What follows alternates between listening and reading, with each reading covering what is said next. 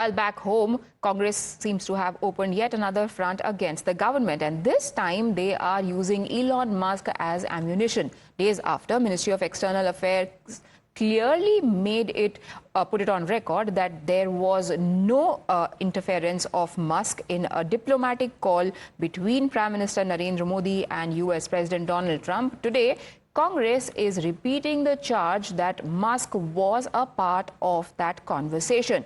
It is, in fact, Congress's Supriya Shrinate who has claimed, and I quote, Elon Musk was on the Modi-Trump call just a few days ago, and now his company, Starlink's top executives, including President Gwen Shotwell and VP Lauren Dreher, are in India meeting Telecom Minister Jyotiraditya Scindia and signing memorandums of understanding, including one with Meghalaya for pilot rollout in remote areas. Politics has now broken out over these claims being made by the Congress party, despite an official denial on record by Ministry of External Affairs.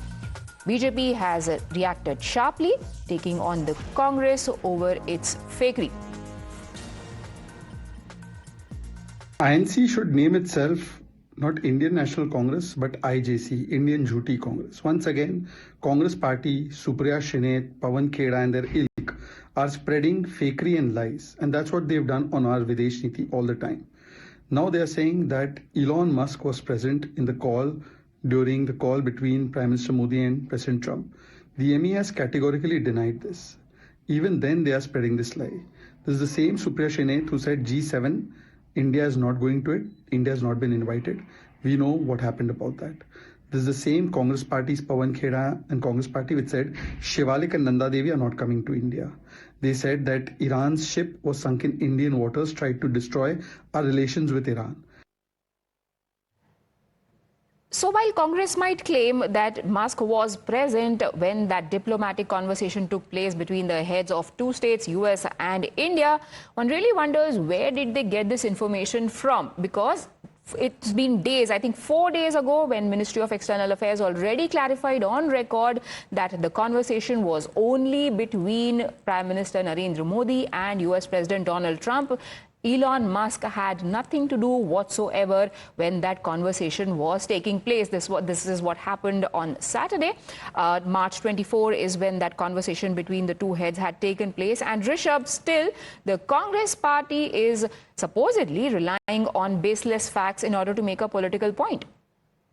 Well, what we are given to understand that, yes, Congress party has now raked up the issue again. Remember, an American newspaper did publish a report that on the call with Prime Minister Narendra Modi when Donald Trump was talking last week, there was another individual, Elon Musk, the owner of X, the social media platform, Starlink and other platforms in US, to which the Indian External Affairs Ministry did say that there was only two people on the call. It was a bilateral call. This is something that came in from the sources within the government of India, that it was only two of them who were talking. Now that the members of Starlink, the leadership community of the Starlink, has met the communications minister here in India, in New Delhi, Jyotiraditya Scindia. The pictures were posted by Jyotiraditya Scindia's office on social media platform X. Congress has taken a pot shot saying that first, the Prime Minister spoke to Elon Musk in presence of Donald Trump, and now Starlink is meeting the communications minister. They also came up with the timeline that how back in February 2025, Prime Minister met Elon Musk. Then there were certain relaxations given to Starlink, and how things unfolded since then. So Congress upping its ante on the government, saying that on the bilateral call between the state head and the government head, there was a private individual, and that is something that Congress is now taking up. Yes. Niyamika, what is Congress's plan of action? They are A, relying on something that has been clearly refuted, B, something that has not been substantiated either by the White House, because the statement that came out from that side was also that this conversation was only about West Asia conflict. Elon Musk himself hasn't said anything. Where is Congress getting this information about him being on that phone call, and what are they trying to insinuate now? Well, the Congress party is basically of the view that these are certain reports which they have got, and after that only these kinds of attacks are coming in on the part of the Congress leaders.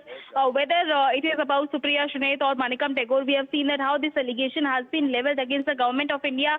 That recently the call between the Prime Minister Narendra Modi and the US President Donald Trump just a few days ago, it was Elon Musk who was also there on the call, and not just that, but in fact this particular meeting which had taken place between the Starlink's top executives with the Union Minister Jyotiraditya Scindia. Now the Congress party is taking pot shots upon the government, stating that this shows the hypocrisy of the government as well as the double standards, because the question which the Congress party is arising here is that they are basically giving a reference of the 2G spectrum which during the time in which BJP had attacked the UPA government, in which they had mentioned that why